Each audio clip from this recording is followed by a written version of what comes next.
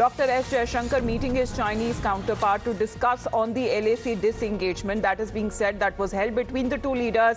This means, Srinjoy, as far as the disengagement process is concerned, nearing its completion, we are looking at de-escalation. That could be the next point in agenda. Undoubtedly, de-escalation is very high on the agenda because without de-escalation, normalization cannot take place. What does de-escalation really mean? It means that across the line of actual control, there are thousands and thousands of Chinese soldiers, PLA troops, with their tanks, with their guns, with their air defense systems, all of that just across the line of actual control. Now, what does India want? India wants these troops to go back to where they were 4 years ago, to their bases, to their cantonments, to their camps. Now, that is the process of de-escalation. Unless that process of de-escalation is done, then the process of normalization, as both countries call it, cannot happen.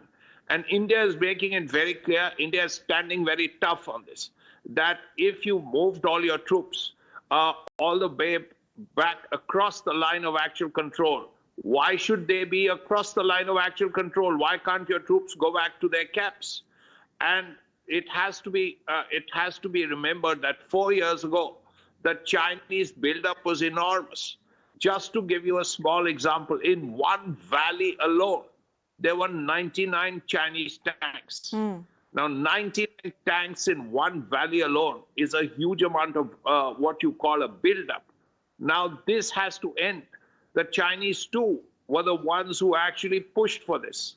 The Chinese wanted the bilateral. When the bilateral with Modi and Xi Jinping took place, it was the Chinese who wanted it because they had seen their soldiers across the line of actual control in those mountains at 14,000 feet for 4 years. And they felt it was not economical for them. It did not make sense for them. So India stood strong, and that effect was felt by the Chinese. And this is something that has been taken up as well. Rishabh, do you believe that, Dr. S. Jaishankar saying that it is now reasonable to expect some improvement in India-China relations following the final round of disengagement, but could it lead to resetting of ties between the two nations?